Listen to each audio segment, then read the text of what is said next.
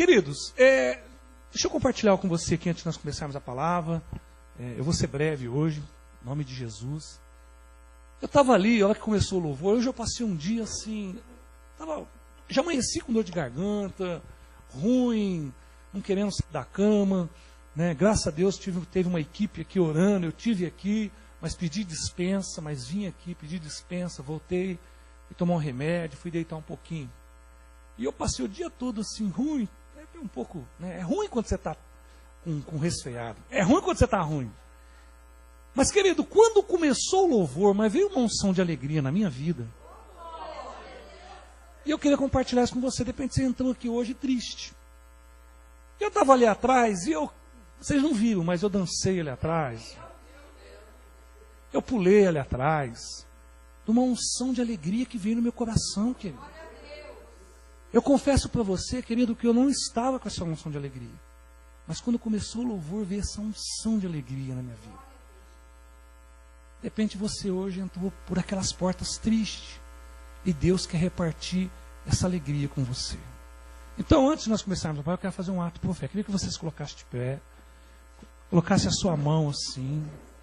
Eu quero compartilhar dessa alegria que Deus trouxe no meu coração. Se você cair em risos aí, não tem problema. É o mover do Espírito Santo. A gente já está acostumado com isso. Mas que gostoso é quando nós chegamos na presença de Deus alegre. Então eu gostaria agora que você olhasse para dentro do seu coração, algo que de repente está te deixando triste, preocupado, amargurado, algo que de repente você não tem o controle disso. Mas Deus manda te dizer uma coisa, daquelas portas para dentro, Ele é Deus na sua vida, aqui, lá fora, em onde você estiver, Ele é Deus na sua vida. Mas Ele quer que hoje você sinta a alegria do Pai. Amém? Pai, em nome de Jesus, sobre essas mãos que estão estendidas, meu Pai, para receber. Pai, nós estamos agora na posição de receber. Como o Senhor trouxe essa unção de alegria sobre a minha vida, meu Pai. Pai, que o Senhor agora derrame sobre a vida desses irmãos, dessas irmãs que aqui estão nesta noite. Pai, que eles possam viver agora, meu Pai, que o Senhor é Deus na vida deles, que o Senhor está no controle, que o Senhor está na situação, meu Pai amado, dessas vidas em nome de Jesus. Derrama agora, meu Pai. Toca nessas mãos. Traga um renovo, meu Pai, no coração. Traga alegria do Senhor, ó Deus, de nós podermos te servir. Traga alegria, meu Pai, de nós podermos confiar no Senhor pelo poder do nome de Jesus, ó Deus. E nós recebemos essa alegria no coração de poder te servir, ó Deus, de te agradecer em nome de Jesus. Amém, amém. Cata assim, põe na palma no coração assim, recebe essa alegria de Deus sobre a sua vida. Amém? Vamos aplaudir Jesus? Glória a Deus! Aleluia!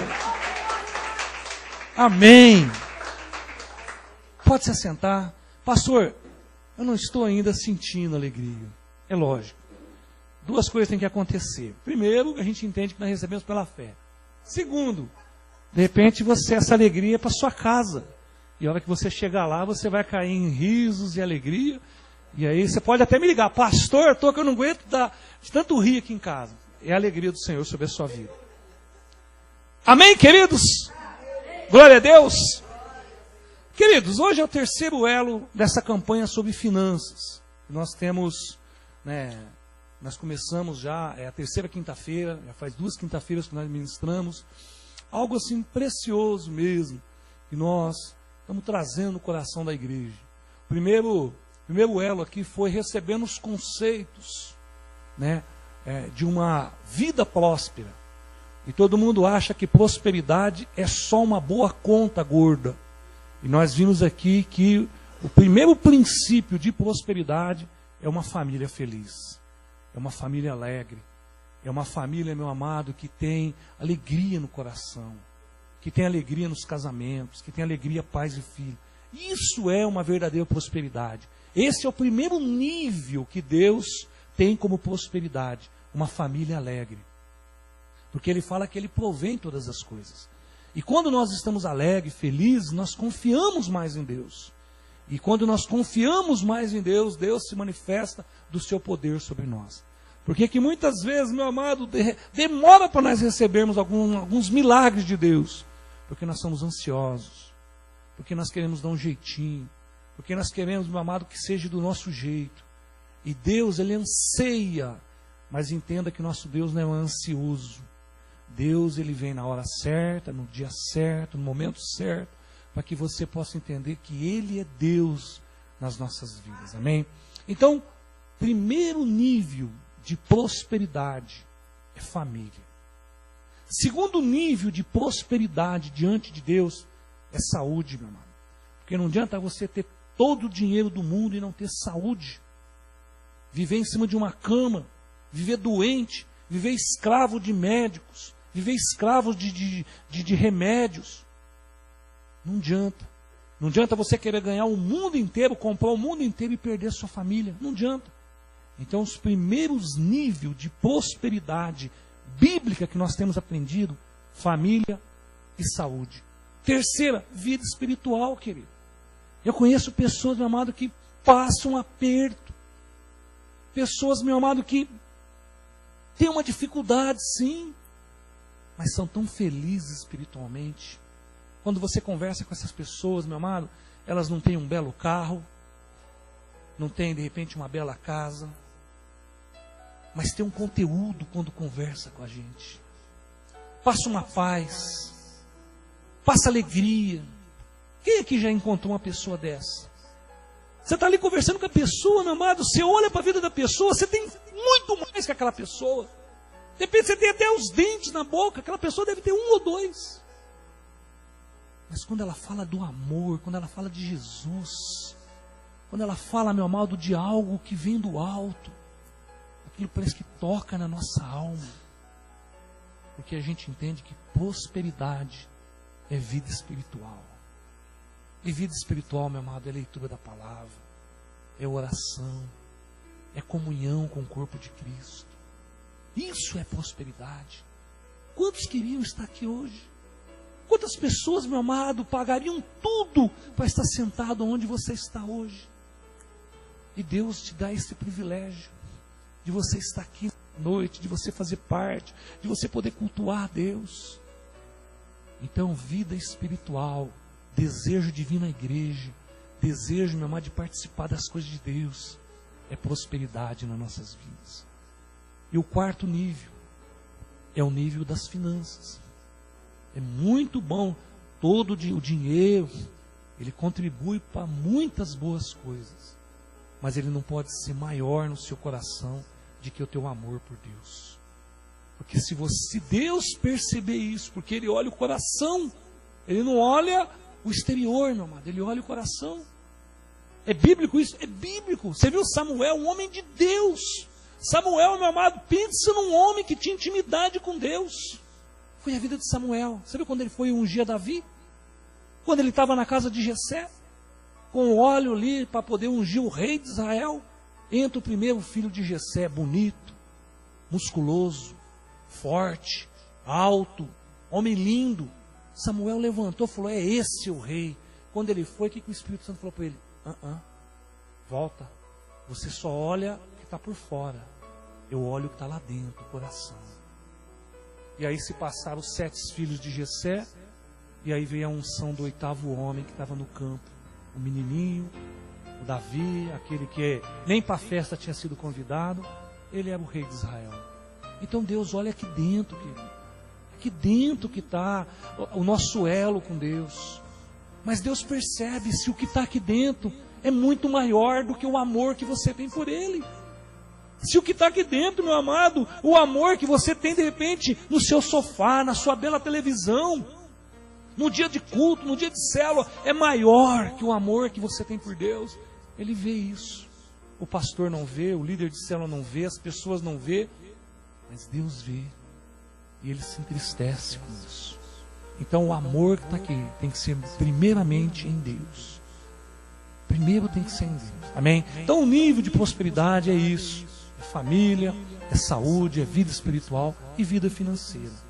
Esses são os 4 pilares de uma vida próspera, de uma vida de andar de cabeça erguida. E vocês notaram que a parte da bufunfa, do dinheiro, é por último. Sabe por que é por último, meu amado? Porque Deus supre todas as coisas. Ele supre todas as coisas. Eu me lembro de um testemunho, que já está fazendo parte da mensagem, viu, querido? Eu me lembro de um testemunho, o pastor mudou para Ribeirão Preto, veio aqui enviado por Deus, e tinha o seu filho de 7 anos. Estava morando no Campos Elíseos, apertado, fazendo pão de queijo para vender. Um aperto. O filho chegou nele e falou: pai, eu estou com uma vontade de tomar um copo de leite. Ele falou: filho, papai não tem um tostão. Mas faz o seguinte, vai orar, pede para Deus. Querido, 10 minutos da oração do menino, ele passou no quarto, ele viu o menino de joelho, pedindo um copo de leite para o papai. Sabe o que aconteceu em 10 minutos? Uma pessoa que não sabia da onde, porquê, é tocado por Deus, entra num lugar, compra uma caixa de leite, nunca conheceu, bateu na porta e falou: não te conheço, não sei quem é o Senhor, mas se eu não fizer isso, algo vai acontecer terrivelmente na minha vida. Eu estava passando nessa rua e eu senti fortemente uma voz falando no meu ouvido: compre uma caixa de leite, leva ali para o meu servo. Vim trazer uma caixa de leite. Não sei quem está precisando desse leite. O pastor caiu de joelho, começou a orar e chorar, porque o filho fazia 10 minutos que tinha pedido o leite para Deus. Esse é o Deus que nós servimos. Já pensou se aquele pai tivesse falado: peraí, vamos pedir para o vizinho? Peraí, meu amado, vou ligar lá na igreja, quem de repente sobrou umas moedinhas no gasofilácio. Ele estava dando um jeitinho, ele ia parar o milagre de Deus. Mas quando ele ousou a confiar em Deus, e o filho de 7 anos ousou a confiar em Deus, Deus ali operou um milagre. Muitas vezes, meu amado, nós perdemos grandes milagres porque nós queremos confiar em nós. E Deus manda te dizer nessa noite que Ele é Deus na sua vida. Ele te conhece, Ele te formou, e antes de você nascer, Ele te visitou. Antes de você ter esse corpo lindo, perfeito que você tem hoje, Ele te visitou. E Ele escreveu o dia da sua vida. Antes deles existirem, Ele escreveu dias maravilhosos. Pastor, isso é bíblico ou heresia? Isso é bíblico. Salmo 139, versículo 16. Os seus dias já estão escritos no livro de Deus.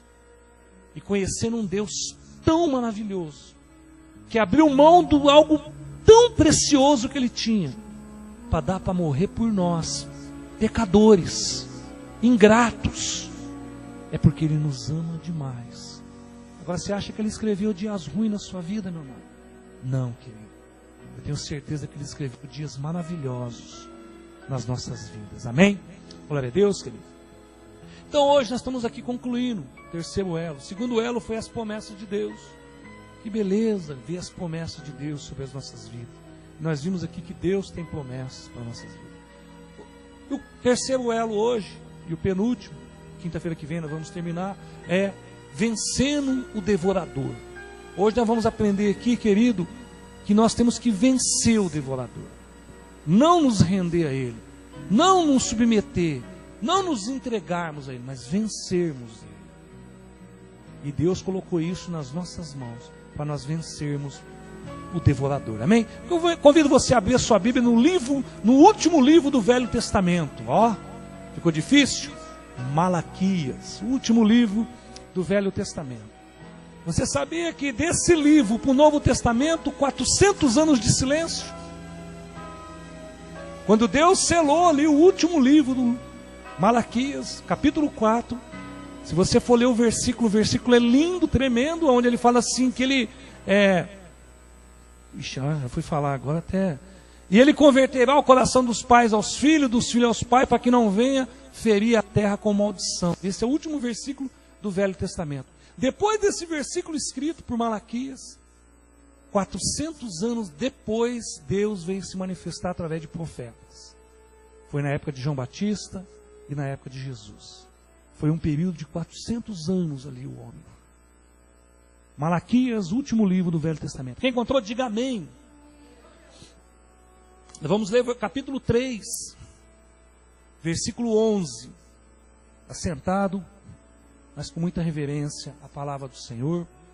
Malaquias, capítulo 3, versículo 11, fala desta forma: por vossa causa repreenderei o devorador, para que não vos consuma o fruto da terra, e a vossa vida no campo não será estéril, diz o Senhor dos Exércitos. Amém?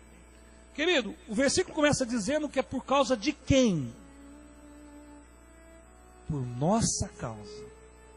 Malaquias está escrevendo que ele fala assim, ó: por sua causa, por sua vida, por sua posição, eu vou repreender o devorador. É eu que vou repreender o devorador. Mas por sua vida, por mais ninguém, por sua vida. Por quê, meu amado? Porque até chegar nesse versículo, nós temos que entender alguns princípios poderosos para as nossas vidas. Por muito tempo a igreja, ela ficou vivendo uma igreja, meu amado, pobre. Pensa, meu amado, na década de 70, na década de 80. Sinônimo de cristão era pobreza. As pessoas olhavam e falavam: sabe por que eles são cristãos? Porque não tem opção. São pobres. Douglas, quando chegou de Portugal, a mentalidade dos portugueses ainda é essa. Sabe por que eles vão na igreja? Eles são pobres. Porque é um estilo de vida, eles não têm nada. Por muitos anos se permeou sobre a igreja esse pensamento tão maligno de nós sermos uma igreja pobre. E graças a Deus, meu irmão, que Deus tenha aberto mesmo a mente, o coração dos irmãos, e tem ensinado uma prosperidade bíblica. Não aquela prosperidade de troca. Porque, querido, entenda bem que nós não temos nada para trocar com Deus. Você não tem nada para oferecer para Deus em troca. Porque tudo é dele. Tudo está no poder das suas mãos. Ele criou todas as coisas. Tudo está, meu amado, no piscar de olho de Deus. Tudo está nas mãos estendidas de Deus. Tudo está. Você pensa o quê, querido? Nós estamos aqui hoje. Vamos dormir e acordar amanhã, porque Deus permite. A palavra fala que Ele é o dono da vida. É Ele. Então tudo está na mão de Deus. E o que nós temos que entender, querido, que Deus está abrindo os olhos para que uma igreja viva uma igreja em prosperidade, uma igreja próspera, mas não uma igreja, querido, que vem louvar e cultuar Deus para trocar com Deus. Eu vou na igreja porque eu quero que a minha vida melhore. Eu quero que você entenda que você vem cultuar a Deus para que você possa ser salvo, para que seu nome esteja escrito no livro da vida. Porque não adianta nada você entrar por aquelas portas e sair daqui muito mais rico e não ter o seu nome escrito no livro da vida, meu. Não ter o seu nome salvo, não sentir, meu amado, a paz que o Espírito Santo dá. Não adianta, querido. Então, por muito tempo, você ficou ensinando que nós tínhamos que trocar com Deus. Por muitos anos, meu amado, nós entendemos que nós tínhamos que encostar Deus na parede. O Senhor tem que me dar. O Senhor tem que fazer por mim. Isso é ato de filhos rebeldes. Nós somos pais hoje, nós vimos isso. Nós não somos obrigados a dar nada, meu irmão, porque nós já demos a vida para os nossos filhos. Eles já estão aqui hoje, meu querido, porque nós hoje, casou, constituiu uma família, e aí Deus deu a vida e o filho nasceu. Tudo nossos pais já nos deu. É lógico que eles nos dão o conforto, que isso é pai, quer o melhor, quer pagar um estudo, se ele pode. Eu lembro quando eu tive 7 para 8 anos, meu pai falou: meu filho, eu não tenho condição. Alguém já lembra, eu já contei aqui que eu ia com um saquinho de arroz, levar meu material com saquinho de arroz. O dia que minha mãe fez um bornalzinho para mim, meu Deus, eu era o cara mais importante da escola. Mexia comigo, andava até empinado, assim, de bornalzinho pendurado branco. Dava assim até de peito aberto.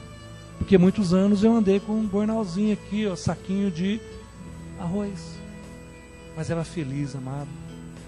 Como eu era feliz. Amém.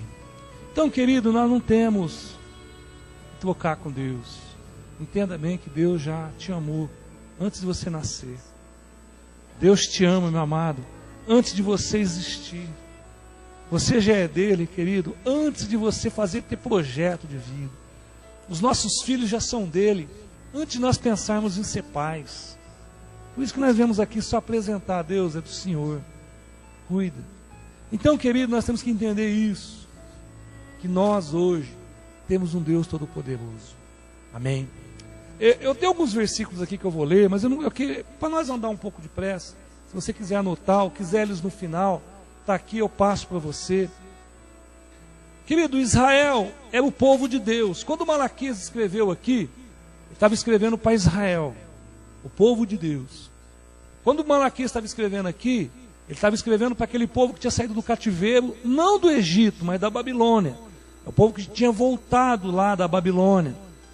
Quando que o povo foi para a Babilônia? No livro de Jeremias. Jeremias profetiza, Lamentações, o povo está indo para a Babilônia. Aqui o povo já tinha voltado. Se você pegar os últimos 3 livros da Bíblia, você vai falar que Deus está ensinando o povo a ser um povo próspero. A prosperidade. Se você pegar o livro de Zacarias, se você pegar o livro de Zacarias, meu Deus, perdão, queridos, Obadias, Ageu, desculpa. Se você pegar Ageu, Zacarias e Malaquias, que são os últimos 3 livros do Velho Testamento, Deus está ensinando esse povo a ser um povo próspero. E como uma pessoa próxima se comporta diante de Deus. Então, quando Deus está falando aqui, Ele estava falando para o povo de Deus. E hoje também nós somos propriedade de Deus. Você quer ver o que está escrito? Não precisa abrir, vou ler para você. Em 1 Pedro 2,9, mas vós sois, está no Novo Testamento, lá perto de Apocalipse, mas não precisa abrir, depois eu te passo o versículo. Mas vós sois geração eleita, sacerdócio real, nação santa, povo adquirido. Olha só as características que Deus, lança sobre a igreja, sobre nós. Aqui é Novo Testamento, que já não é mais Velho Testamento. Aqui é nas cartas gerais. Ele fala, vós, é a mesma palavra que nós lemos aqui, por vossa causa, que nós lemos em Malaquias. Nós estamos lendo aqui agora em 1 Pedro 2,9. Vós sois, quer dizer, vocês são, eu sou, geração eleita. Essa geração é uma geração eleita. Nós somos sacerdócio real. Nós somos nação santa. Nós somos povo adquirido. E o versículo continua. Para quê? Para anuncieis as grandezas daqueles que vos tirou das trevas para a sua maravilhosa luz. Ele caracteriza a igreja que nós somos tudo isso. Para uma coisa só, anunciar as grandezas de Deus. Por isso que Deus tem o privilégio de abençoar e derramar bênção sobre a sua igreja, meu irmão. É Deus que Ele tem. Ele fala assim, por vossa causa, vocês são tudo isso. Para quê? Para anunciais as coisas grandes desse Deus que é na vida de vocês. Querido, está na hora de o ímpio olhar para o povo de Deus e falar, meu Deus, eu quero ser igual a esse povo aí. Quero ser alegre, feliz. Quero ter a família que esse povo tem. Quero ter, meu amado, o estilo de vida espiritual que esse povo tem.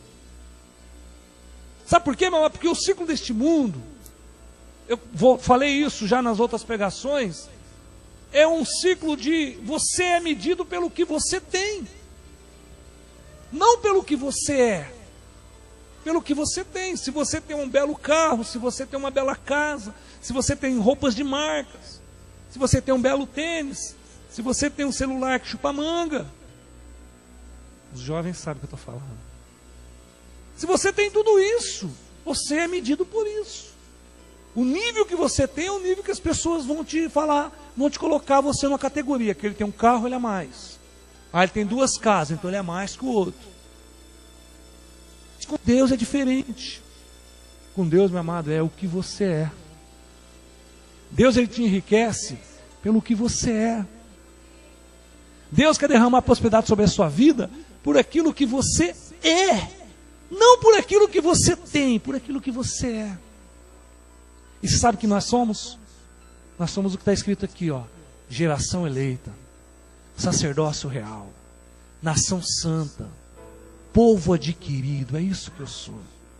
Eu sou essas promessas de Deus. Eu tenho que entender que está aqui as promessas de Deus para a minha vida. Amém? Dessa maneira, meu amado, assim como um semeador, ele lança a sua semente na terra, o que ele quer fazer? Ele passar o tempo e colher aquilo que ele lançou. Ninguém vai lá trabalhar, um bom agricultor, ele não vai fazer uma boa plantação, lançar a semente, ficar pensando, será que vai vir uma boa colheita? Talvez vai nascer alguma coisa. Não. Todo mundo que trabalha quer o quê? Receber. Da mesma forma que Deus quer que a gente faça, é justamente isso, querido, que nós cremos nele, para que ele possa nos abençoar. À medida que eu creio no Senhor, é a medida que ele pode me abençoar. O tamanho da minha fé é o tamanho, meu amado, da luz que eu posso andar. O tamanho daquilo que você acredita em Deus é o tamanho da sua necessidade. Pastor, mas a necessidade é muito grande, então a sua fé tem que ser muito grande em Deus, meu amado. Mas eu não tenho fé muito grande, meu amado, mas também não tenho uma máquina que meça a fé. Fé é algo que está aqui dentro. Fé é algo que eu acredito. E se a palavra de Deus fala que eu sou nação santa, eu sou nação santa. Se a palavra de Deus fala que eu sou sacerdócio real, eu sou sacerdócio real. Se a palavra de Deus fala que eu sou povo adquirido, eu sou adquirido de Deus. Mas nós temos que crer, meu querido. Lembra da mensagem da semana passada, as promessas de Deus?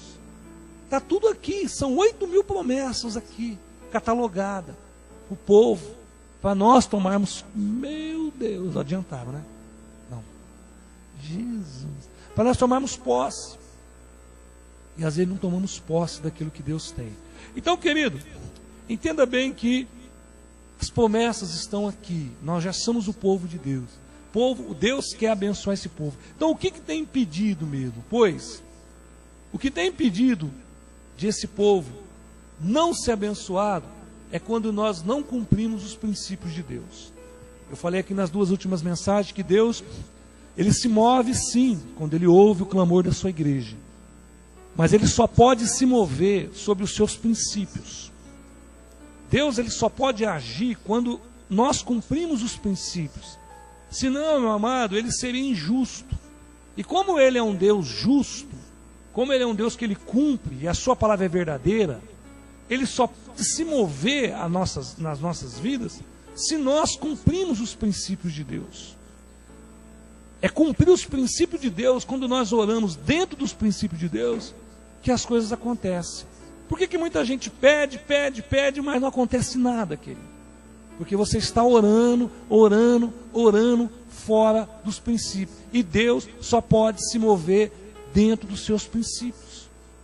Quando nós oramos, Pai, eu preciso que o Senhor me abençoe minhas finanças, preciso que o Senhor abençoe a minha casa, eu preciso. O primeiro princípio que Ele vai olhar, querido, é se nós somos fiéis. Não tem como, porque é princípio, é a palavra de Deus. Malaquias 3, nós não lemos no Malaquias 3:11? O que fala Malaquias 3:10? Trazei todos os dias na casa do tesouro para que haja mantimento na minha casa. E depois fazei prova de mim. Nisto, diz o Senhor dos Exércitos, se eu não vos abrir a janela dos céus e não derramar sobre vós uma bênção tal que não vos haja lugar suficiente para recolheres. Aqui você pode ver, meu amado, que é um princípio que Deus estipulou para a sua igreja. Ó, traga os dízimos. Às vezes você pode pensar, pô, mas Deus quer o quê? Os dízimos? Por quê? Porque os dízimos a Deus, meu amado, é abençoado. O dízimo é abençoado. O dízimo, meu amado, entenda bem, querido, ó. Você pode crer em Deus com o seu coração. Está aí dentro. Você pode sair aí fora e perguntar para as pessoas se elas acreditam em Deus. Todo mundo acredita. Você pode, meu amado, ir nos lugares que as pessoas estão e falar, você acredita em Deus? Sempre alguém vai contar algum milagre até. Sabe por quê? Porque a fé que nós acreditamos em Deus, que existe, está aqui dentro do nosso coração. Agora, você sabia que quando nós dizimamos na casa do Senhor, é uma fé com atitude? Se você perguntar para toda a igreja que eu acredito, você acredita em Deus, lógico. Por isso que você o busca. Mas quando nós viemos ao altar do Senhor, é uma fé com atitude. É uma fé que nós demonstramos para Deus que nós amamos Ele. Porque o que a palavra de Deus? Trazei todos os dízimos na casa do tesouro, para que não falte. Querido, todos os dízimos que entram é para manter a porta, para manter a igreja em ação na vida das pessoas. Por isso que nós contribuímos. A gente sabe que tem muito escândalo. Muitas pessoas têm uma barreira, porque a gente tem olhado muito a mídia. Mas você sabe que esse é um pensamento que o inimigo quer que você continue. Eu vou lá dar dia para o pastor. Olha lá, ó. Dar dia para o pastor. Querido, enquanto essa mentalidade está sobre a igreja, as pessoas não são abençoadas. Às vezes aqui as pessoas reclamam de uma determinada denominação. Ah, porque pede isso, pede aquilo. Mas você não vê no culto ninguém colocar um revólver para obrigar as pessoas. E posso falar uma coisa para você? Todos aqueles que têm feito com o coração, Deus tem abençoado. Porque quando nós fazemos é para Deus. Querido. Entenda bem, é para Deus. É Deus que olha o nosso coração. Então é um princípio de Deus na palavra de Deus. Se você lê tanto Zacarias, se você lê Ageu, se você lê Malaquias, você vai ver que Deus está ensinando a sua igreja a ofertar, a sua igreja a ser dizimista na presença dEle. É um princípio dEle. Então nós oramos, queremos sim ter uma vida próspera, mas nós temos que aprender que Deus se move pelos seus princípios. Amém? Agora, eu queria que você entendesse agora. Eu não vou pedir para você abrir, porque senão nós vamos perder muito tempo aqui. Se você ler o livro de Joel é um pequeno livro que está aí também no Velho Testamento, né? nos profetas. O livro de Joel, ele tem 3 capítulos. Se você ler o livro de Joel se divide em 3 partes.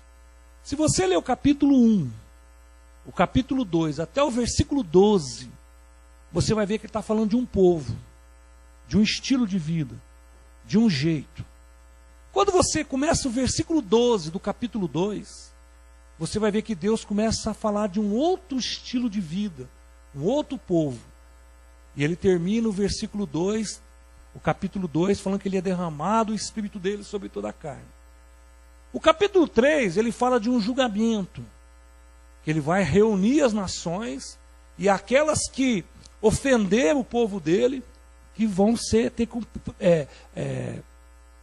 cobradas. Então o livro de Joel é dividido nessas 3 partes.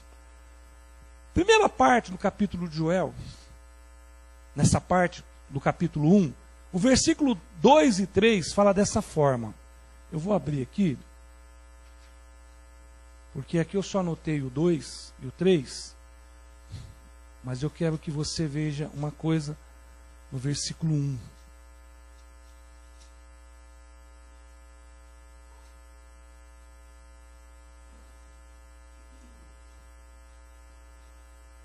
Cadê meu Joel aqui? Aqui. Joel capítulo 1, versículo 1 em diante fala assim, ó: a palavra do Senhor que foi dita a Joel, filho de Petuel.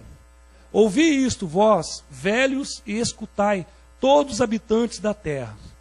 Aconteceu isso em vossos dias, e nos outros dias dos vossos pais. Versículo 3 começa. Narrai isso aos vossos filhos, às vossas filhas. Façam os seus filhos e as suas filhas narrarem a outras gerações. Aí vem o versículo 4. O que deixou o gafanhoto cortador, comeu o gafanhoto migrador. O que deixou o gafanhoto migrador, comeu o gafanhoto devorador. E o que deixou o gafanhoto devorador, comeu o gafanhoto destruidor. Aqui, querido, Se você fazer um paralelo com o mundão, você vê que esses 4 gafanhotos têm atuado na vida das pessoas. Aqui fala que tem o gafanhoto migrador, o cortador, né? Fala do gafanhoto destruidor, do migrador, fala desses 4 gafanhotos. Se você pegar a vida das pessoas aí fora, essas pessoas sofrem um ataque desses 4 migradores. As pessoas estão sendo destruídas, as pessoas estão sendo devoradas suas vidas. O devorador tem destruído tudo na vida das pessoas. Então, quando Deus está falando para o profeta Joel, para o povo dele, ele está falando justamente isso: ó, vocês estão à mercê desses gafanhotos. Vocês não me seguem, vocês não querem andar no meu caminho, vocês não querem me servir, vocês querem andar segundo o caminho de vocês. Os pais de vocês fizeram isso, ele vai falar isso no versículo 2. Então eu vou falar uma coisa para vocês: escreve aí. Ele fala, escreve aí para que os filhos de vocês vejam. Escreve aí para vocês entenderem. E ele começa o versículo 4. Porque deixou o gafanhoto cortador, comeu. O que o gafanhoto cortador comeu, deixou para o migrador. E deixou para o migrador, comeu e deixou para o devorador. E o que o devorador não comeu, deixou para o gafanhoto destruidor. Você viu aqui que ele apresenta 4 tipos de gafanhoto que tem destruído a vida das pessoas. Agora, se você for dentro do livro de Joel, para o capítulo 2, lá para o versículo, capítulo 2, para o versículo 25, você vai notar algo diferente. Ele fala assim no versículo 25, já do capítulo 2 de Joel: restituí-vos os anos que foram consumidos pelo gafanhoto migrador, pelo gafanhoto destruidor e pelo gafanhoto cortador. É o meu grande exército que envio contra vós. Então o versículo 2, ele está falando o seguinte, ó, que a partir de agora nós nos convertemos. Nós viemos para dentro da palavra de Deus, nós viemos andar com Jesus Cristo. Antes nós estávamos à mercê desses 4 gafanhotos. Agora não, agora nós nos convertemos, agora nós somos povo de Deus. E aí ele começa dizendo no versículo: restituí-vos, vou restituir os anos de vocês. Aqueles que foram tirados pelo gafanhoto migrador, aquele que foi tirado pelo gafanhoto destruidor, e aquele que foi tirado pelo gafanhoto migrador, foi pelo gafanhoto consumidor, pelo gafanhoto migrador e pelo gafanhoto destruidor. Você viu aqui que ele anunciou 3 gafanhotos? Lá no capítulo 1 ele fala de 4. Aqui ele fala de 3. Só que se você for ler aqui já é na presença de Deus. Aqui é Deus que vai restituir. Então ele fala, tudo aquilo que o migrador levou, tudo aquilo que o destruidor levou, eu vou restituir na vida de vocês. Mas vocês perceberam que está faltando um gafanhoto aqui? E sabe qual é o gafanhoto que está faltando aqui? O devorador. Pode olhar na sua Bíblia aí, se você tiver com Joel aberto. Se você for lá em Joel capítulo 1, capítulo 1, versículo 4, fala, ó, e deixou o gafanhoto cortador, comeu o gafanhoto migrador. O que deixou o gafanhoto migrador, comeu o gafanhoto devorador. O que deixou o devorador, comeu o destruidor. Está falando de 4.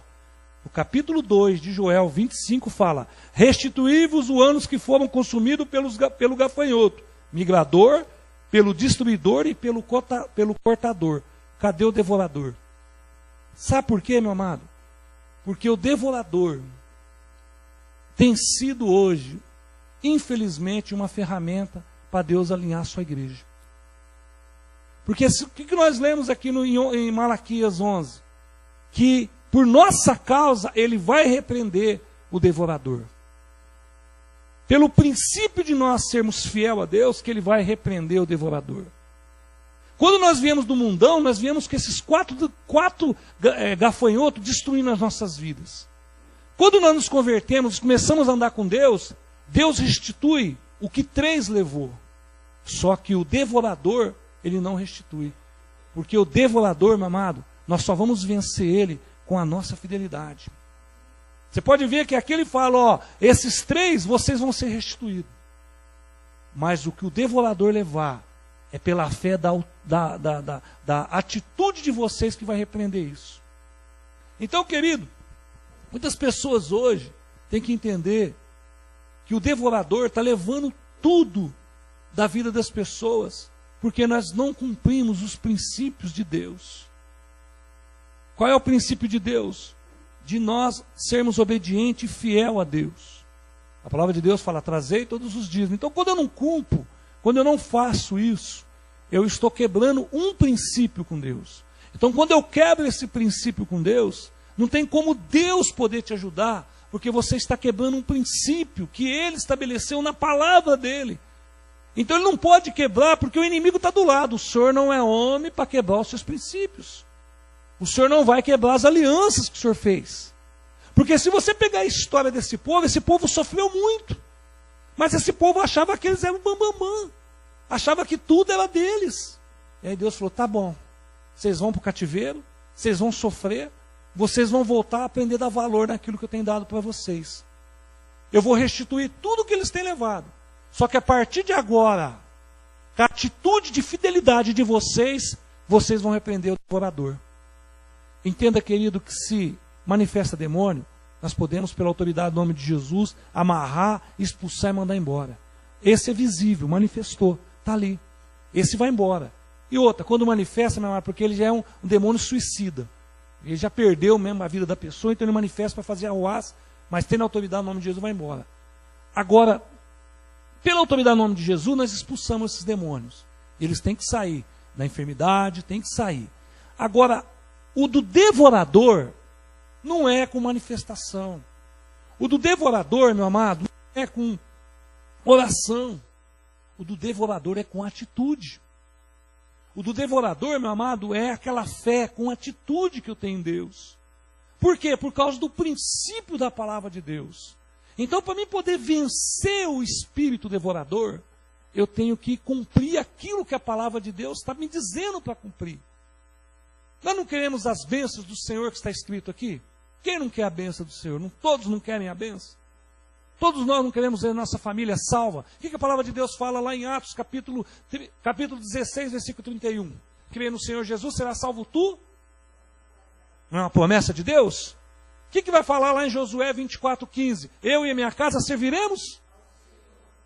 Não é promessa de Deus? São promessas de Deus nas nossas vidas. São promessas do Pai. Lá em Isaías 59 fala assim, ó, eis que meu ouvido está aberto e as minhas mãos estão estendidas para salvar. Promessa de Deus. É promessa de Deus. Então nós não queremos essa promessa, está tudo aqui escrito.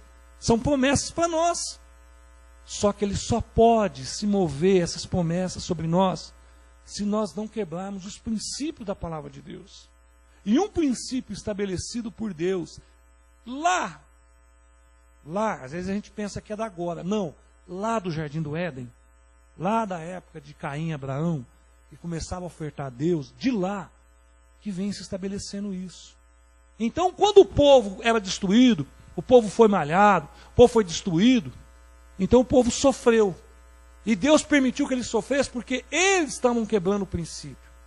Você quer ver uma coisa? Todo mundo às vezes vê Malaquias e só lê o capítulo 3, onde fala de dízimo e oferta. Mas vai ler o capítulo 1 e o 2. Vai ver como é que o povo estava se comportando diante de Deus. Sabe como é que o povo estava ofertando a Deus? Do resto que tinha sobrado. Ovelha manca, vaca cega, comida podre. Era isso que eles estavam levando no altar de Deus. Aí Deus falou, não, isso aí vocês, vai oferecer isso aí para o rei de vocês, para ver o que eles fazem. Agora vocês vão oferecer isso para mim? Está lá Malaquias. Por causa do quê? Da dureza do povo. Por causa da dureza do povo. E aí Deus estabelece isso. Para vocês entenderem o seguinte, meu irmão. Tem um devorador que está solto aí. Esse não tem, eu não vou destruir. Eu já destruí os outros 3. Os outros 3 na sua vida não tem mais atuação. Mas o devorador está nas tuas mãos. O devorador eu quero ver uma atitude. Porque, querido, nós amamos a Deus, lógico, amamos a Deus. Buscamos a Deus, cremos em Deus. Mas às vezes as nossas atitudes não condiz que nós amamos a Deus. Às vezes não é só o fato de você vir aqui ofertar, não. Às vezes nós amamos a Deus, meu amado, mas temos um péssimo andar lá fora. Às vezes amamos a Deus, meu amado, mas temos um péssimo testemunho diante das pessoas, diante da sociedade. Então, querido, Por isso que Deus, para prosperar a sua igreja e fazer uma igreja rica, uma igreja que tome posse das bênçãos do Senhor, nós temos que cumprir os princípios. E o primeiro princípio de prosperidade é obediência. É ser fiel com Deus. Querido, eu não acredito um filho de Deus que ousou aprovar a Deus que Deus não se manifestou. Eis aqui alguém que vos fala. Eu era uma pessoa que era contra o dízimo. Pense em argumento que eu me levantei para não ser dizimista. Sabe o que eu já cheguei a falar? Dízimo é coisa do Velho Testamento. Ah, não, negócio de dízimo aí, isso é coisa do Velho Testamento. Um dia eu conversei com o irmão falou, ah, não, eu não acredito, dízimo é coisa do Velho Testamento. Fui falar isso para o irmão. Ele falou assim, muito bem, meu querido amado, passando uma luta. Ele falou, quantos livros tem a Bíblia? Eu falei, 66. Ela se divide em quê? Ele falou, Novo e Velho Testamento. Eu falei assim, o que está escrito no Salmo 91, capítulo 91, 11? Aí eu, eu sei tudo, né? Lá está escrito, e dará ordem aos seus anjos a teu respeito, para te guardar e te livrar. Aí ele falou, que bênção, hein, meu irmão? Aqui fala que Deus dá ordem aos anjos. Está no Novo ou está no Velho? Eu falei, está no Velho. Quer dizer, morri pela minha própria palavra, né? Eu falei que dízimo era só do Velho. Quer dizer, ele falou, então as bênçãos no Velho Testamento, vamos rasgar? E vamos só pegar as bênçãos do Novo Testamento? E aí você vai ler as cartas do apóstolo Paulo e os evangelhos, você vai ver que 80%, a gente fala muito de graça, mas 80% é chamando as pessoas ao conserto, para as pessoas se arrependerem, para as pessoas mudarem de vida. E as bênçãos tão preciosas estavam aqui no Velho Testamento. E eu batia no peito e falava, não, dízimo é coisa do Velho Testamento. Muitas vezes eu falei isso, meu amado. E levava uma vida de miserável, escravo. Não provava o melhor dessa terra nunca. O dia que eu ousei mudar de vida, eu falei, a partir de hoje eu vou mudar minha vida. Eu quero me entregar total. Até a minha oração mudou. Porque todas as vezes, meu amado, que eu vinha falar de bênção, na hora eu falava assim, eu sou infiel. Mas entenda, meu, que Deus não te cobra dessa forma. Deus é misericordioso, Ele te ama. Ele te salva porque Ele te ama. Ele te livra porque Ele te ama. Mas Ele não quer que você leve uma vida de escravidão, querido. Como esse povo aqui, o povo dele, que o povo de Israel estava vivendo. Então, querido, nós temos que entender justamente isso. Para nós encerrarmos, vocês vão ouvir agora que vocês vão achar que vai ficar até meia-noite. 7 passos para ser dizimista.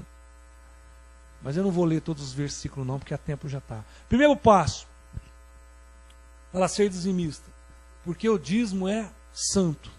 Eu só vou passar os livros, se você quiser anotar. Levíticos 27, do 30 ao 32, você vai ver lá que o dízimo é santo. O finalzinho do versículo 32 vai falar assim, e tudo que passar debaixo da vara, o dízimo será santo ao Senhor. Falar que o dízimo é santo. Segundo passo, porque Deus deseja que seus filhos participem de suas grandes bênçãos. Malaquias 3, 11 e 12. E por vossa causa repreenderei o devorador, e ele não vos destruirá o fruto da vossa terra. E a vossa vinde no campo não será estéril, diz o Senhor dos Exércitos. E todas as nações vos chamarão bem-aventurado, porque vós sereis uma terra deleitosa, diz o Senhor dos Exércitos. Terceiro passo, porque ser dizimista. Porque não temos que ficar debaixo de maldição. O que fala lá em Malaquias 3,9? Com maldição sois amaldiçoados, porque a mim roubai a mim e toda a nação. Então, terceiro passo, porque devo ser dizimista? Para não ficar debaixo de maldição. Quarto passo, porque devo ser dizimista? Porque reconheço que tudo vem de Deus. 1 Crônica 2,14. Tudo está na mão de Deus, tudo é de Deus. O ouro, a prata, a sua vida, tudo é de Deus. Quinto passo, porque devo ser dizimista? Porque assim obedeço a Deus. Atos 5:29. Porém respondeu Pedro aos apóstolos: e disseram: mais importa obedeçam a Deus do que aos homens. Sexto passo, por que devo ser dizimista? Porque Deus supre todas as nossas necessidades. Filipenses 4,19. O meu Deus, segundo a sua riqueza, suprirá todas as vossas necessidades em glória por Cristo Jesus. E sétimo e último passo, por que devo ser dizimista? Porque diz Deus, Malaquias 3,10, fazei prova nisto, diz o Senhor, se eu não vos abrir a janela do céu, não derramar sobre vós uma bênção tal, até que no vós haja lugar suficiente para recolher. Então, sétimo, porque Deus diz, fazei prova de mim. É Ele que pede. Você sabia que é a única parte na Bíblia, a única, que Deus pede para desafiar Ele. Você pode ir de Gênesis a Apocalipse, você não vai ver um desafio para Deus. A única parte que Ele fala que nós temos que provar dele, desafiá-lo, Malaquias 3,10, onde ele fala assim, ó, fazei prova de mim, que eu vou abrir a janela do céu. Mas, quando nós somos fiéis. Querido, para nós encerrarmos, eu lutei muito contra isso. E aqui, às vezes, nós não temos esse costume de ficar pregando. Você pode ver, às vezes, os irmãos aqui, tanto a irmã Regilene, o irmão Enio. Eu até fico muito feliz da forma que eles têm tirado o dízimo e oferta, porque não é o nosso foco. Nosso foco, meu amado, é fazer com que você conheça a verdade, conheça os princípios, mas o nosso foco não é o te obrigar. O nosso foco é pedir que o Espírito Santo trabalhe no seu coração. Porque lá no Novo Testamento, Jesus fala que é melhor dar com alegria. É melhor vir aqui com alegria trazer para o Senhor.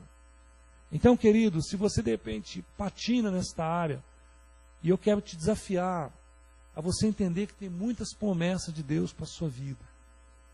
Mas cumpra os princípios para que você possa ser, diante de Deus, requerer algo sobre a sua vida. Porque às vezes nós queremos muito de Deus, mas nós não fazemos a nossa parte. Deus, Ele é fiel, meu amado. Ele não volta uma vírgula daquilo que Ele prometeu. Nós somos infiéis. Eu pedi muito para Deus trabalhar no meu coração, para tirar a dureza do meu coração, para mim ser uma pessoa dizimista.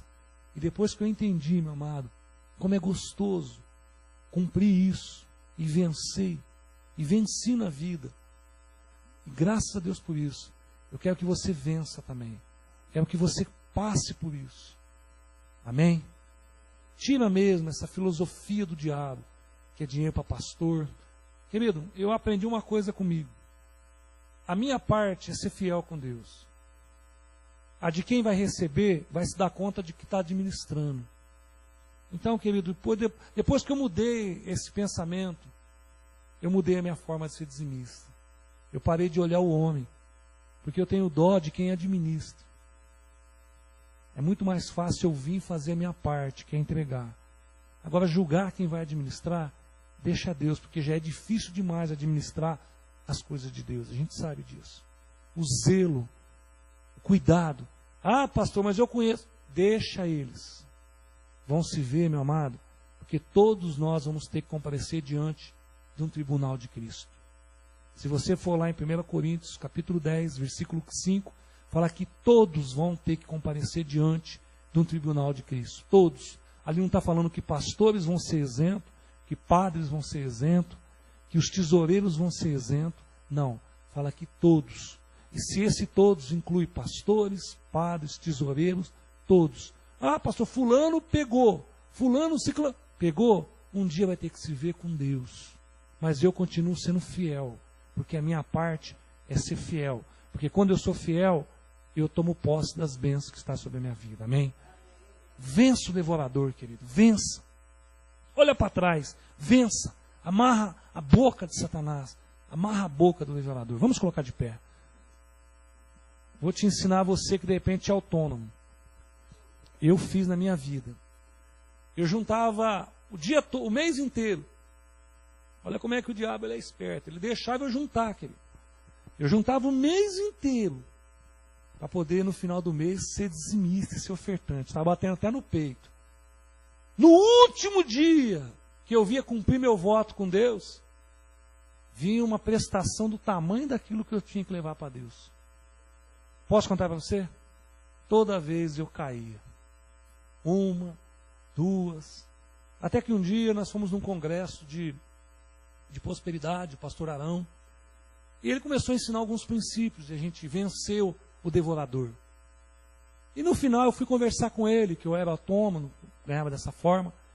Ele falou, meu irmão, eu vou te dar uma dica para você. Você trabalha como? Eu falei, eu trabalho assim, recebo todos os dias, tem um dinheiro que entra no caixa. Ele falou, faz o seguinte, se você esperar juntar uma quantidade muito grande, como você ainda não é crente, olha o que ele falou para mim, quando você ainda não é crente, você junta uma quantidade muito grande, você ainda não é crente, você vai se perder nela, e seu coração vai estar sempre olhando. Mas como você está se convertendo agora, olha, meu amado, como você está se convertendo agora? Faz só 20 anos que eu estava vendo. Você trabalha de segunda a sábado, você junta o que você ganhou durante a semana, você vai ver que o valor é menos. E quando o valor é menos, você vence. Aí você vai e entrega. Quando você faz isso toda semana, você vai ver que você vai fechar o mês sendo dizimista fiel. Por dia. Aí, querido, venci dessa forma. Venci dessa forma. Mas eu patinava, eu sofria também quando eu via aquela bufunfa no final do mês. E eu? Ah, não, está me faltando. Meu Deus, Jesus, aquilo não vai dar, vai faltar. Eu não era crente. Não. Ele falou isso para mim, estou brincando, tá? Ele brincou comigo, porque nós estávamos ali de descontração. Então ele me explicou desse jeito. Então eu venci. Então aquilo que eu ganhava, eu chegava no final do dia, eu já tirava. No final já tirava os 10%. Chegava no final da semana, catava, trazia. E nem olhava. Os primeiros começavam a nem olhar. Deus! Só que eu vou falar uma coisa para você, meu amado. É uma luta, não sei se você já teve isso. Vamos supor, a igreja quer cumprir, o gasofilaço fica na frente. A luta é daí aqui. Depois que você põe aqui, parece que você esquece até daquilo que você fez. É uma luta, meu amado, a gente sabe sobre isso. Mas vamos vencer em nome de Jesus, amém? Eu creio que vocês vão vencer e vão romper, vão contar muito testemunho. Queridos, perdoe a obra, eu prometi que eu ia, passar no horário, mas não acabamos ainda falta 5 minutos para as 10. Curva sua cabeça, vamos orar. Pai, nós te adoramos, nós te glorificamos nessa noite. Obrigado pelo terceiro elo dessa campanha, Deus. O Senhor falando sobre dízimos, ofertas, e de nós vencermos mesmo o devorador pelo poder do nome de Jesus. Eis aqui os teus filhos. Pai, o Senhor trouxe uma unção de alegria sobre esses corações aqui no começo deste culto. E eu creio, Deus, que essa alegria, meu Pai, é para nos fortalecer, para trazer, meu Pai, um vigor no nosso coração, ó Deus, para nós vencermos todo o devorador agora, em nome de Jesus. Nós vamos repreender pelas nossas atitudes, ó Deus, e eu creio que o Senhor está levantando uma geração mesmo santa, uma geração poderosa, uma geração, ó Deus amado, pelo poder do nome de Jesus, ó Pai, que vai exercer o sacerdócio real sobre a face da terra, que vai ser sim uma nação santa, que vai ser sim um povo adquirido pelo poder do nome de Jesus. Eu creio, Deus, profetizo sobre cada trabalhador aqui, ó Deus, cada filho do Senhor, meu Pai, cada filha do Senhor, meu Pai, que tem uma jornada de trabalho, que o Senhor abençoa, que o Senhor prospera, que o Senhor abre as janelas do céu, Deus, sobre os princípios da fidelidade, sobre o teu povo, Deus, e que nós venhamos provar o melhor dessa terra, em nome de Jesus. Amém.